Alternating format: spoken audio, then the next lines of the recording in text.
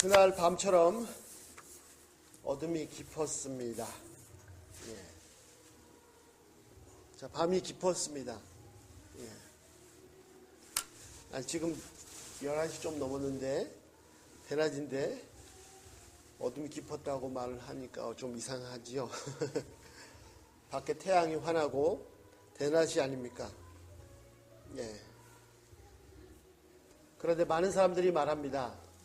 세상이 어둡다고요. 이렇게 느끼는 사람은, 이것을 알고 있는 사람은 그래도 좀 깨어있는 사람이지요. 세상이 깜깜합니다. 어떻게 깜깜합니까? 이 어둠의 대표적인 현상이 강포, 폭력과 음란함입니다. 미국에서는 며칠 전에도, 그저께인가요? 덴버 근처에서 계속해서 총기 사고 소식이 끊이지 않습니다. 세상에는 전쟁의 소식이 계속 들려옵니다. 최근에는 북한의 제2인자를 아주 악랄하고 처참하게 시체도 안 남게 처형했다고 합니다. 그 사람 처형됨으로 10,000명 이상이 처형될 거라고. 말도 안 되는 일이죠. 그런 얘기를 합니다. 사람들이 점점 더 거칠어지고 점점 더 잔인해집니다. 점점 더 폭력적이 됩니다. 음란함이 소돔과 고모라보다 더 했으면 했지 덜 하진 않을 것입니다. 그 지저분하고 더러운 말로 다 할 수 없습니다. 이제는 음모와 탐욕이 그 모습을 서서히 드러낼 것입니다. 조지 오웰의 소설에 나오는 세계를 감시하고 지배하는 빅브라더가 적그리스도가 나타날 때가 된 것 같습니다. 자, 세상이 이렇게 어둡습니다. 이제 우리는 어떻게 해야 합니까? 때가 가까웠습니다. 바울은 권면합니다. 빛의 갑옷을 입어라. 자, 빛의 갑옷을 입는다는 것이 무엇입니까? 그리고 어떻게 하면 빛의 갑옷을 입을 수 있습니까? 오늘 이 성경 말씀을 통해서 이 시대를 분별하고 빛의 갑옷을 단단히 입을 수 있기를 기도합니다. 자, 11절 말씀 보시기 바랍니다. 11절은 시기를 안다. 시기에 대해서 말을 하고 있습니다. 시기는 보통 시간하고 다릅니다. 때를 말합니다. 그리스 원어 성경에는 일반 그냥 흘러가는 시간과 어떠한 특정한 때를 구분해서 말합니다. 시간과 때를, 시간과 시기를 구분해서 말합니다. 크로노스와 카이로스. 예. 시간은 계속 흘러가는 것을 말합니다. 되게 무섭죠? 시간은 계속 흘러와요. 그러나 시기는 어떤 특정한 때를 말합니다. 때는 그 구분이 있습니다. 그 길이가 다를 수 있지만 구분이 있습니다. 때에 대한 대표적인 말씀이 전도서 3장입니다. 3장 1절부터 8절까지인데 이렇게 시작되고 있습니다. 범사에 기한이 있고 천하 만사가 다 때가 있나니 날 때가 있고 죽을 때가 있으며 심을 때가 있고 심을 것을 뽑을 때가 있으며 이렇게 해서 계속 때에 대해서 얘기합니다. 이것은 일반적인 시간 개념과는 좀 다릅니다.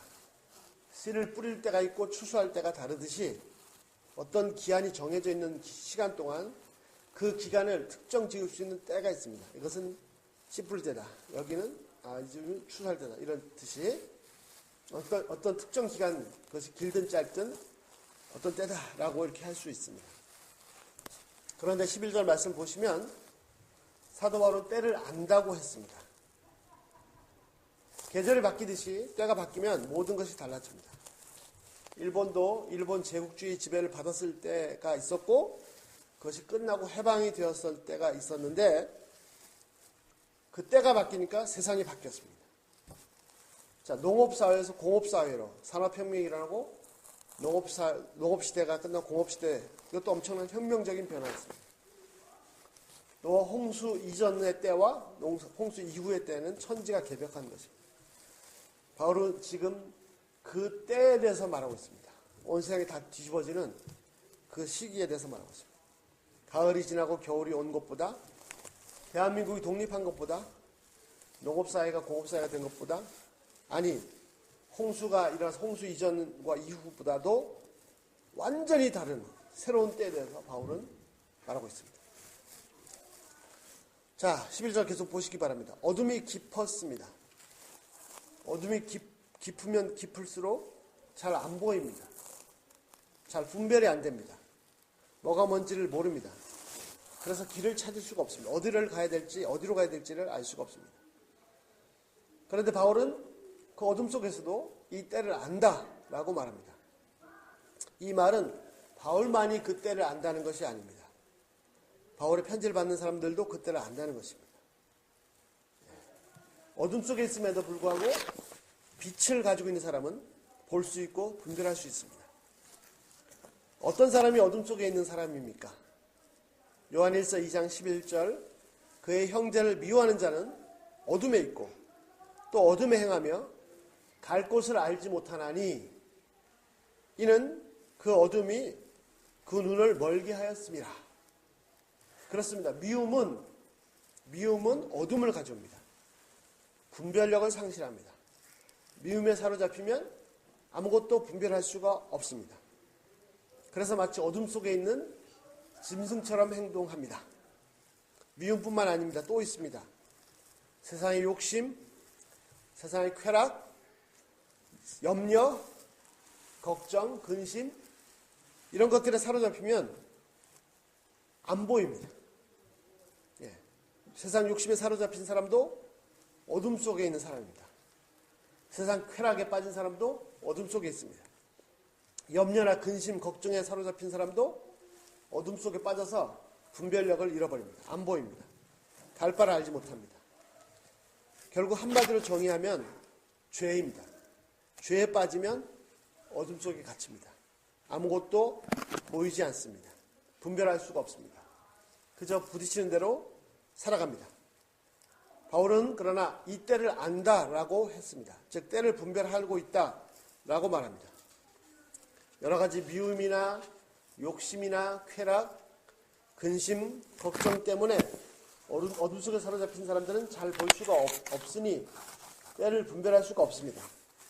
그러나 어둠 속에 사로잡히지 않은 사람들은 볼 수 있고 때를 분별할 수가 있습니다.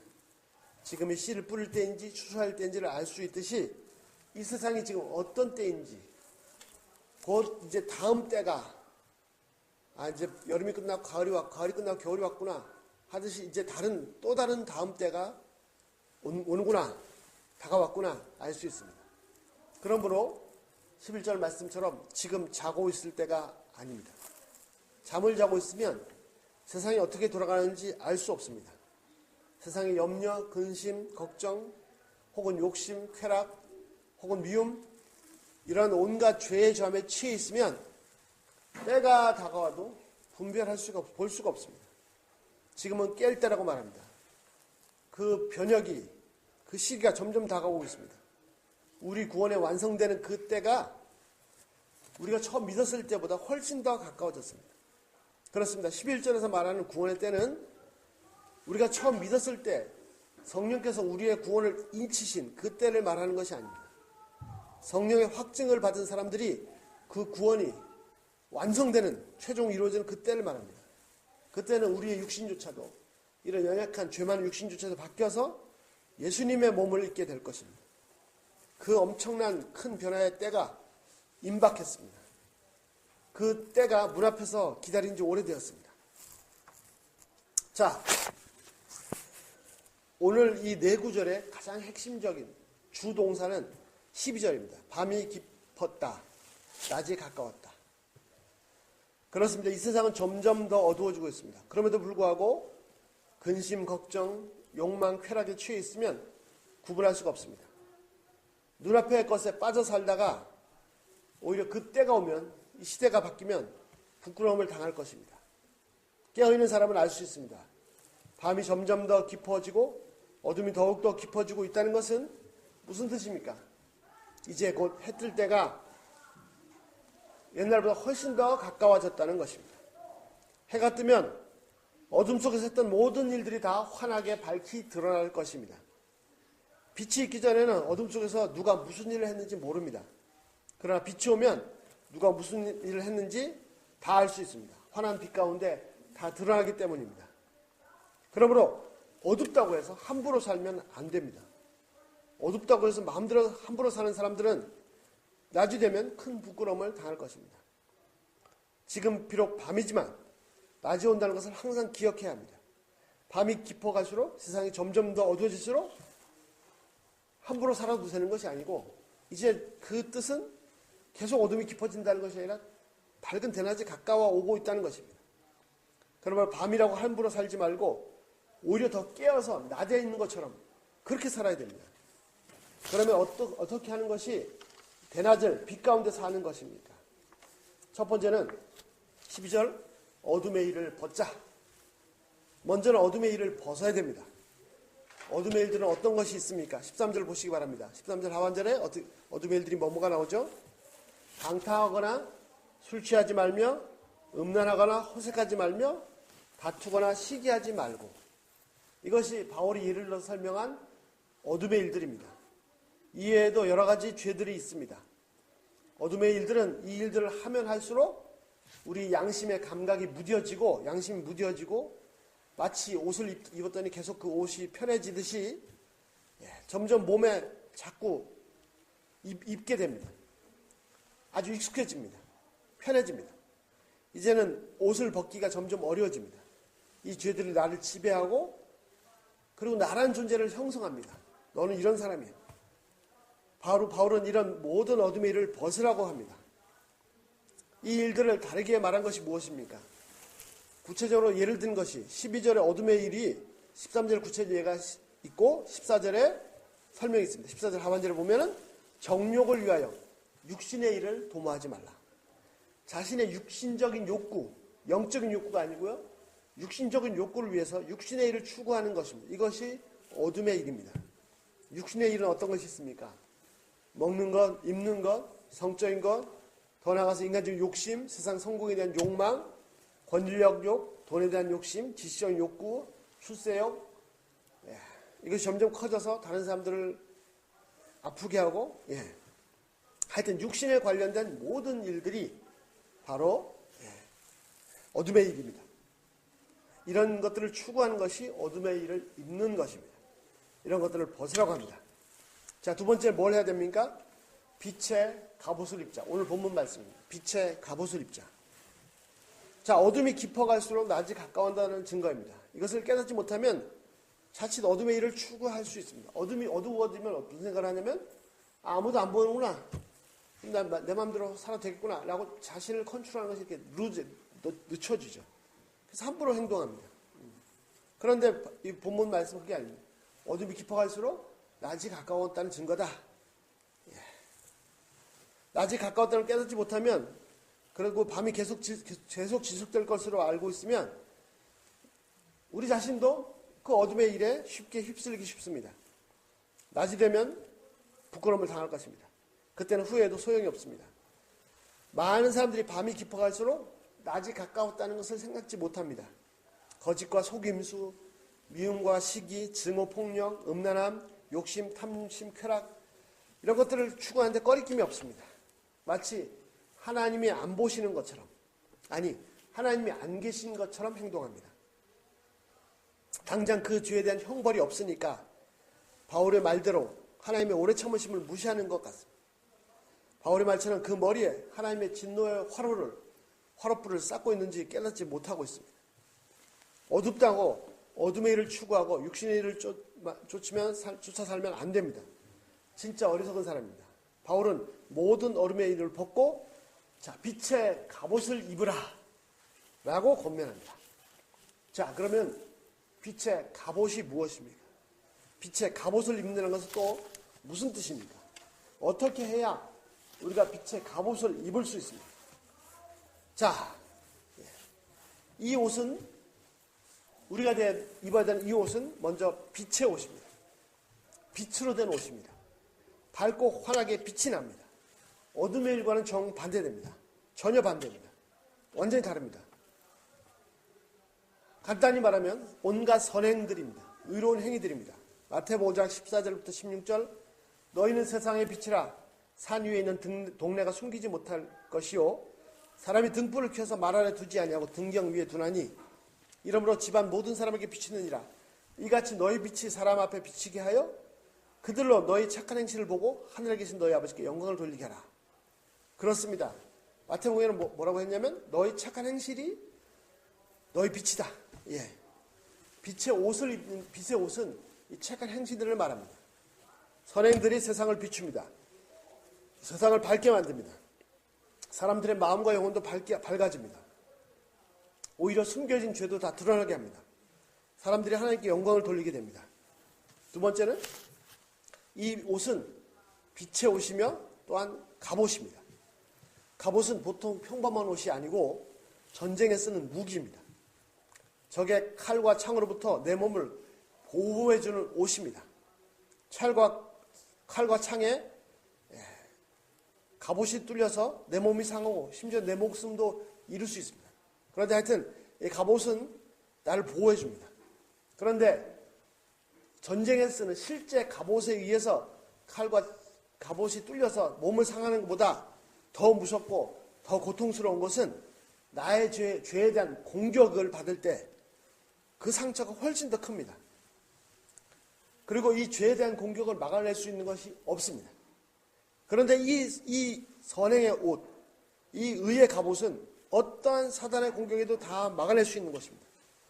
사탄이 아무리 내 죄에 대해서 쑤시고 달려들어도 모든 고발하고 하나님 앞에서 참소해도 이것을 다 막아낼 수 있는 옷입니다. 이 갑옷은 그 정도가 아니고 하나님의 최후의 심판대 앞에서 하나님의 심판의 불도 다 견뎌낼 수 있는 옷입니다. 아니 세상에 이런 의의 옷이 어디 있습니까? 하나님께서 심판하시면 그 앞에서 견딜 수 있는 자가 누가 있습니까? 그 마음속 깊은 데뿐만 아니라 영혼 속까지 전혀 죄가 없는 자가 누가 있습니까? 사단이 고소하려고 마음만 먹고 달려드는데 이 고소를 당해낼 자가 누가 있단 말입니까? 도대체 이 옷이 어떤 옷이길래, 이 갑옷이 어떤 옷이길래 사단의 고소도 다 막아내고 하나님의 공의로운 불의 심판도 다 너끈히 견뎌낼 수가 있습니까? 이 옷은 어떤 옷이냐면 바로 14절입니다. 우리 주 예수 그리스도로 옷을 입으라.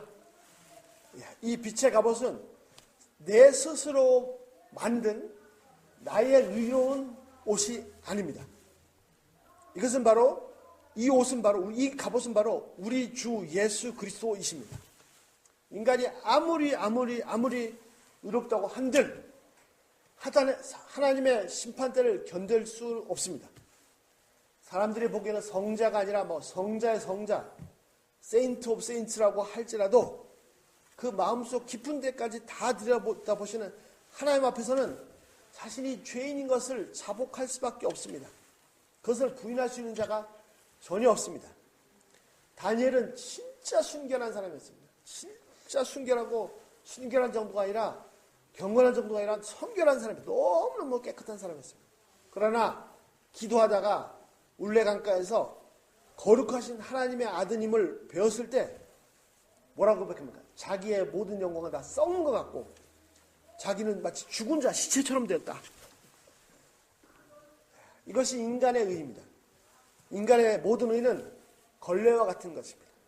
인간들이 보기에는 마치 깨끗한 것 같고 마치 빛나는 것 같은 의의 행위도 그 중심에 숨겨진 자기도 모르는 이기적인 자기 욕심, 자기를 드러내고자 하는 자기 공명심, 자기 의, 자기 영광 이런 것들까지 다 들여다보신 하나님 앞에서는 오히려 너무 추하고 오히려 그렇게 속에 그런 더러운 걸 가지고 있으면서 겉으로 내가 이런 선행을 한다고 하는 것은 너무 가증스러운 것입니다. 차라리 겉으로 드러나서 폭력을 행하는 그래서 죄가 많아서 죄를 자백하고 은혜를 구하는 자가 불쌍히 여김을 받습니다. 죄를 짓고도 입을 닦는 자가 나쁘지만 그 마음속에 도저히 통제가 안 되는 죄가 넘쳐나면서도 자기가 가득하면서도 불구하고 겉으로 드러나는 선행 때문에 오히려 의인이라고 자랑하고 다른 사람들을 판단하는 자들은 정말 하나님 보시기에 가증스러운 자들입니다. 모든 인간은 한 사람도 예외 없이 자신의 의로 절대 빛의 갑옷을 입을 수 없어요. 빛의 갑옷이 아니라 그냥 빛의 옷도 입을 수가 없습니다. 그래서 반대로 모든 인간은 이 빛의 갑옷이 절대적으로 필요합니다. 그렇습니다. 그리스도 하나님의 의, 곧 나의 의. 그렇습니다. 14절 말씀처럼 진짜 완벽한 빛의 갑옷이 있는데 그것은 바로 우리 주 예수 그리스도 그분이십니다. 예수 그리스도는 첫 번째 완전하신 의인이십니다. 전혀 그 마음속 깊은 데까지도 전혀 죄가 없으셨습니다. 우리처럼 이 땅에 육신을 입고 사시는 동안에도 우리가 똑같은 이런 연약한 육신을 입고 계셨는데도 불구하고 전혀 죄가 없으셨습니다. 인간은 의롭게 살고자 최선을 다하지만 어떤 그 임계점이 있습니다. 임계점. 그걸 딱 넘어가면 죄를 지을 수밖에 없습니다. 여러분 그 유명한 소설 아시죠? 미우라의 빙점. 그냥 일본의 어떤 추운 지방의 병원에, 조그만 병원에 그 가족을 중심으로 일어나는 일입니다. 근데 왜 제목을 빙점이라고 했어요? 빙점. 거기 얼음이 잘 얼어서? 아무리 깨끗하고 착하고 선해 보이는 사람일지라도 그 마음속에 계속 파고 내려다보면 어느 점이 있습니다. 사람이 차갑게 변해버리고 죄를 적극적으로 추구하는 방향으로 돌아서게 하는 그 빙점이 있단 말입니다. 그런데 예수님은 인간이 처한 환경에 인간처럼 연약한 육신을 입으시고 이 땅에 직접 오셨습니다. 처한 환경이 아무리 나빠도 사람들은 그 환경이 점점 나빠지면 그 빙점에 도달해서 돌변하는데 그분 속에서는 전혀 죄가 나오지 않았습니다.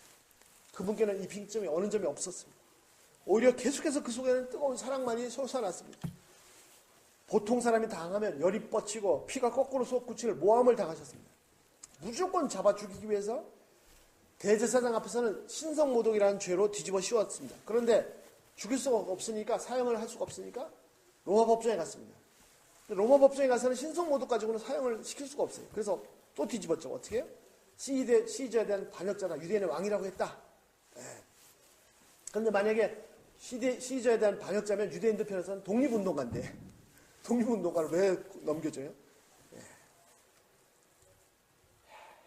이런 독립운동가를, 애국자를 유대인들이 직접 잡아서 원수인 로마 법정에 고발할 이유가 없습니다.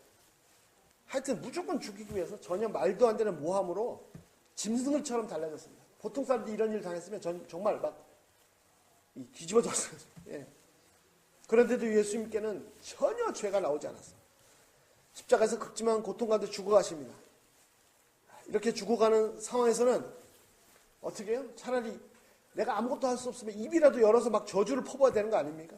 예. 아니면 그냥 거의 정신 나간 사람처럼 조롱이라도 날려야 하는 거 아닙니까? 그런데 저주나 조롱은커녕 오히려 그들을 위해서 기도하셨습니다.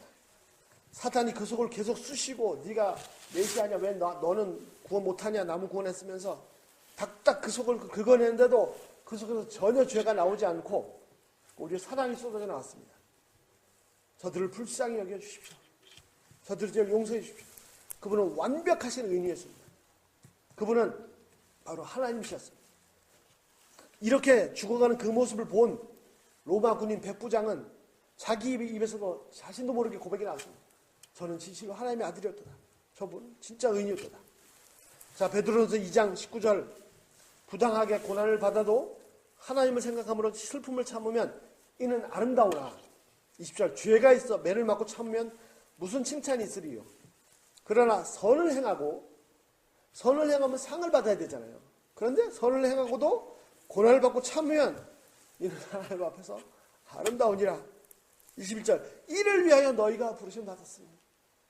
그렇습니다. 첫 번째, 선을 행하도록 부르심 받았습니다. 그 선을 행하고 칭찬을 받을 수 있지만 두 번째, 선을 행하고 고난을 받도록 우리를 그렇게 부르심을 받은 사람들입니다. 자, 그리스도도 너희를 위하여 고난을 받으사 너희에게 본을 끼쳐 그 자취를 따라오게 하려 하셨느니라. 중요한 것은 뭐예요? 내가 선을 행해서 칭찬을 받는 게 중요한 게 아니고 선을 행하는데 고난까지 받아요. 뭐가 중요한 거죠?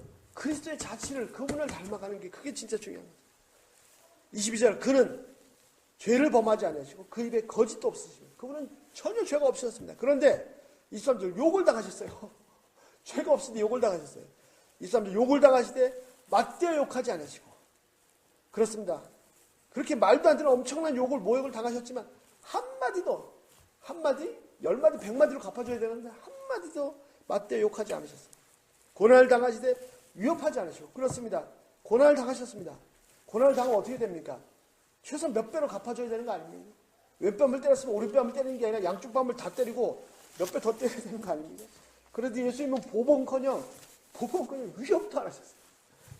오직 공의로 심판하시니 이에게 부탁하시며 24절 친히 나무에 달려 그 몸으로 우리 죄를 담당하셨으니 오히려 우리의 죄를 담당하셨습니다. 이는 우리로 죄에 대해 죽고 의에 대해 살게 하려 하십니다. 그가 채찍에 맞음으로 나음을 입었으니 25절 너희가 전에 양같이 길을 잃었더니 이제는 너희 영혼의 목자와 감독이신 이에게 돌아왔느니라. 그렇습니다. 이 예수님이 완벽하게 의로우신, 완전하게 의로우신 예수님이 바로 우리에게 주어진 하나님의 의가 되십니다. 하나님은 걸레와 같은 나의 의를 보지 않으십니다. 가증스럽다고 심판하지도 않으십니다. 나를 대신해서 모든 형벌을 다 받으신 예수 그리스도를 보십니다. 절대 구제할 수 없는 구제불능의 죄인인 나를 예수 그리스도는 하나님 앞에서 완벽한 의인으로 세우십니다. 하나님은 나의 불의를 보시는 것이 아니고 예수님의 완전한 의를 보십니다. 그리고 그 하나님 예수님의 완전한 의가 바로 나의 의라고 하시는 것입니다. 예수님의 죽으심 때문에 하나님은 그 많은 나의 죄에 대해서 한마디도 신문하지 않습니다. 들춰내지도 묻지도 않습니다. 예수 그리스도 덕분에 하나님은 나를 무죄 선고하십니다. 예수님은 예수님의 의뿐만 아니라 하나님의 의가 되시는데 그 하나님의 의를 나에게 입히십니다. 내가 죄가 아무리 많더라도 최종 판사가 모든 판사의 최종 판사가 최고의 판사가 하나님께서 무죄 선고를 하시면 무죄입니다. 그 판결을 절대로 뒤집을 수가 없습니다. 사탄은 물론이고 심지어 천사조차도 고발할 수가 없습니다. 내 죄를 조금만 들춰내도 나는 하나님 앞에서 죽은 자처럼 될 것입니다. 그러나 이제 예수 그리스도 덕분에 나는 하나님 앞에서 완전하게 죄 없는 자, 완벽한 의인이 되었습니다. 예수님이 여러 번 선포하셨죠. 내 죄를 다 사함 받았느니라. 끝. 예수님처럼 하나님 보실 때는 예수님처럼 나는 예수님과 같은 의인입니다. 십자가에 죽으시고 제3일에 부활하신 예수님은 하나님께서 나에게 입혀주시는 완벽한 하나님의 의이십니다. 이 예수 그리스도가 바로 나에게 빛의 갑옷입니다. 이 갑옷을 입고 있으면 어느 누구도 실제 갑옷을 뚫고 들어오는 창과 칼보다 더 무서운 죄의 고발보다도 죄의 고발도 다 막아낼 수 있습니다. 어느 누구도 나의 죄에 대해서 고발할 수 없습니다. 세상 법을 어긴 것이 있다면 세상 법정에서 죄값을 지불해야 합니다. 그러나 하나님의 법정에서 나의 모든 죄는 다 지불되었습니다. 이 갑옷을 입고 있으면 하나님의 법정을 완벽하게 평안하게 통과할 수 있습니다. 하나님의 심판대 앞에서 담대할 수 있습니다. 세상에 그 어떤 무엇도 뚫을 수 없는 완벽한 갑옷입니다. 예수 그리스도는 바로 우리에게 입혀진, 우리에게 주어진 하나님의 의이십니다. 이제는 이 하나님의 의가 바로 우리의 의, 바로 나의 의가 되셨습니다. 로마서 8장 31절 그런즉 일에 대하여 우리가 무슨 말을 하리요? 만일 하나님이 우리를 위하시면 누가 우리를 대적하리요? 자기 아들을 아끼지 아니하시고 우리를 모든 사람을 위하여 내어주시니까 어찌 그 아들과 함께 모든 것을 우리에게 주시지 아니하시겠느냐. 33절 누가 능히 하나님의 택하신 자들을 고발하리요? 누가 고발합니까? 의롭다고 하신 이는 하나님이시, 의롭다고 판결하시면 하나님이신데 누가 정죄하겠습니까? 아무도 정죄, 나 자신도 정죄할 수가 없습니다. 하나님 왜 이래 정죄할 수 없습니다. 이 옷이 바로 빛의 갑옷입니다. 예수 그리스도는 빛의 갑옷입니다. 이 우주에서 이 빛의 갑옷을 뚫고 들어올 수 있는 것이 아무도 없습니다. 심지어 하나님조차도 하나님께서 이미 선고하신 것을 뒤집지 못하십니다. 뒤집지 않으십니다.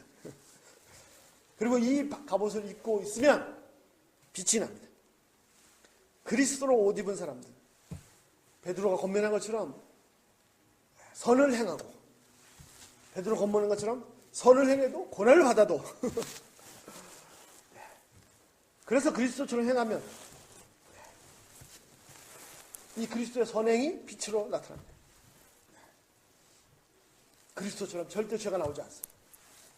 자, 이 진리에 대해서 잘못 오해, 두 가지 오해가 있습니다. 그것만 마치고, 그것만 살펴보고 마치겠습니다. 자, 어떤 목사님이 설교했습니다.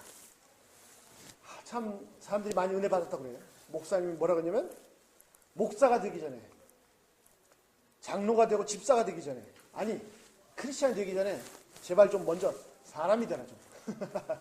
얼마나 멋있는 설교입니까? 목사이기 전에 인간 같지도 않은, 사람 같지도 않은 목사, 사람 노릇도 못하는 장로, 집사, 사람 노릇도 못하는 크리스찬이 얼마나 많습니까? 먼저 사람이 되라. 얼마나 멋있는 설교입니다. 그래서 그분 교회에서는 뭐 장자를 강의하고 한다고 합니다. 문제는 뭐냐면 이것이 기독교의 진리에 완전히 어긋난다는 거예요. 기독교의 진리는 내가 노력해서 인간이 되고 의인이 되는 도덕과 윤리가 아닙니다. 하나님은 성경 말씀은 근본 모든 사람이 죄인이라고 선고하십니다. 아무리 노력을 해도 선행을 하고 수행을 하고 고행을 해도 절대로 하나님 앞에서 의인이 될 수가 없습니다. 오직 의인이 되는 것은 예수 그리스도로 빛의 갑옷을 입을 때뿐입니다. 이 방법 외에는 전혀 방법이 없습니다. 예수님께서 말씀하시기를 예수님만이 인간이 죄인이 하나님께로 갈 수 있는 유일한 길이라고 선포했습니다. 바울도 그리스도 이외에는 다른 구원의 길이 없다고 선포했습니다. 도덕이나 윤리, 인간의 그 어떤 노력도 듣기에는 좋아 보이죠. 양심에 찔리고. 그러나 아무리 내가 노력을 해도 그 인간의 의로 구원을 받을 수 없습니다. 의에 도달할 수가 없습니다. 변화가 안 됩니다. 오히려 더 나빠져요. 그런데 그런 말 들으면 좋아해요. 예. 우리에게 빛이 난다면, 선행의 빛이 바란다면 그것은 예수 그리스도의 공로입니다. 그 구원의 은혜의 결과입니다. 우리의 선행이 구원받기 위한 조건이 아닙니다. 사람이 돼야 구원받는 것이 아닙니다. 하나님의 자녀가 되는 것이 아닙니다. 이미 구원받았기 때문에 정말 사람다운 삶을 사는 것입니다. 결과로 나타나는 것입니다. 내가 선을 행해야 인간이 되고 하나님 앞에서 의인이 되는 것이 아닙니다. 이미 예수님 때문에 다 의인이라고 하나님 선포하셨습니다. 그래서 나오는 결과가 선행이지 선행이 구원의 조건이 아닙니다. 선행은 그 빛은 내가 그리스도로 옷 입었기 때문에 나오는 결과이지 그리스도를 옷 입기 위한 조건이 결코 아닙니다. 두 번째, 이 오류에 대한 또 반대 오류가 있습니다. 어떤 오류가 있습니까? 아무리 죄를 많이 지어도 우리는 하나님 앞에서 의인입니다. 맞죠? 아무리 죄가 많아도 하나님께서 의인이라고 선고하셨습니다. 그러니 아무리 죄를 지어도 괜찮다. 이것은 아닙니다. 이것은 그리스도의 죽으심을 모독하는 것입니다. 예수 그리스도는 내가 마음껏 죄 지을 수 있는 무슨 면허증을, 라이선스를 준 게 아닙니다. 바울은 여기에 대해서 수차례 경고합니다. 로마서 6장 1절 그런즉 우리가 무슨 말을 하여 은혜에 더하려고 죄에 거겠느냐? 그럴 수 없느니라. 죄에 대해 죽은 우리가 어찌 그 가운데 더 살려? 15절 그런즉 어찌하리 우리가 법 아래 있지 않고 은혜 아래 있으니 죄를 지으려? 절대 그럴 수 없느니라. 자, 아무리 죄를 많이 지어도 다 용서받는다. 받았다. 그러니 마음껏 죄 지으면 살아도 된다. 전혀 육신의 일을 도모하는 자입니다. 14절 끝에 있는 것처럼 육신의 일을 도모하는 자입니다. 전혀 육에 속한 자입니다. 땅에 속한 자입니다. 그리스도를 모르는 자요? 그리스도와 상관없는 자입니다. 예수 그리스도로 빛의 갑옷을 입은 사람은 어떤 사람들입니까? 늘 항상 이 복음의 진리, 이 갑옷을 입고 이 복음의 진리에 사로잡혀 사는 사람입니다. 이 은혜에 사로잡혀서 사는 사람입니다. 이 은혜에 사로잡혀 살면 방종하지 않습니다. 방종하지도 않고 또 반대로 자기 의의를 세우려고 하지도 않습니다. 자기 의의를 세우려 하지 않는 동안에 자기 의를 자랑도 하지 않습니다. 오히려 빛이 나면 그것이 은혜의 결과인 줄 알고 더더욱 감사할 뿐입니다. 눈에 보이는 것에 매여 있는 사람은 여전히 육에 속한 사람, 그리스도와 전혀 상관없는 사람입니다. 우리는 눈에 보이지 않는 빛의 갑옷을 입은 사람들입니다. 바로 예수 그리스도로 빛의 갑옷을 입은 사람들입니다. 자, 결론입니다. 예수님께서 처음 이 땅에 오셨던 그날 밤처럼, 아니 그때보다 더 이 세상의 어둠이 점점 더 깊어가고 있습니다. 우리는 어떻게 살아야 됩니까? 첫 번째, 어둠 속이니까 마음대로 살아야 된다고 하면서 그 어둠의 일을 계속 입으면 안 됩니다. 어둠의 일을 벗어버려야 됩니다. 왜? 어둠이 깊었다는 것은 곧 낮이 가까웠다는, 때가 됐다는 것이기 때문입니다. 두 번째, 핵심인데요. 뭐죠? 예수 그리스도로 빛의 갑옷을 입어야 됩니다. 입은 자들은 그 확신 가운데 예수님으로 옷 입으면 세상에 어느 누구도 뚫을 수가 없습니다. 확신 가운데 사는 것이에요. 또 이 빛의 갑옷을 다른 사람들에게 소개합니다. 세 번째, 잘못 오류에 빠져서 방종하면 안 됩니다. 예. 방종하는 사람들은 나는 이제 다 의인 됐으니까, 그것은 이 갑옷을 경험하지 않은 육신에 속한 자입니다. 입기는 입었지만 그 능력을 전혀 체험한 적이 없는 사람입니다. 그래서 마음껏 죄 짓고 사는 사람들입니다. 어둠의 일을 벗어나가 있는데 오히려 어둠의 일을 더 입으라고 마치 어둠의 일을 할 수 있는 라이센스를 받은 걸로 착각하는 사람. 네 번째, 반대로 인간의 선행을 너무 강조하다가 하나님의 의신 예수 그리스도를 자기도 모르게 부인하는, 자기 의기를 옷 입는, 이것도 오류입니다. 여전히 육에 속한 자, 복음과 그 빛을 모르는 자입니다. 우리는 어둠이 깊어갈수록 이 빛의 갑옷을 더욱더 단단히 입어야겠습니다. 예. 자, 우리의 마음과 생각, 나의 영혼 전체가 나의 빛의 갑옷이 되신 예수 그리스도로만 가득 차시기를 기도합니다. 세상에 염려, 근심, 욕심, 성공, 출세 많습니다. 그런 거 다 벗어버리고 오직 예수 그리스도만 가득 차기를 기도합니다. 어둠이 깊어갈수록 점점점 깜깜해질수록 내게 있는 빛이 더 환하게 비칠 것입니다. 기도하겠습니다.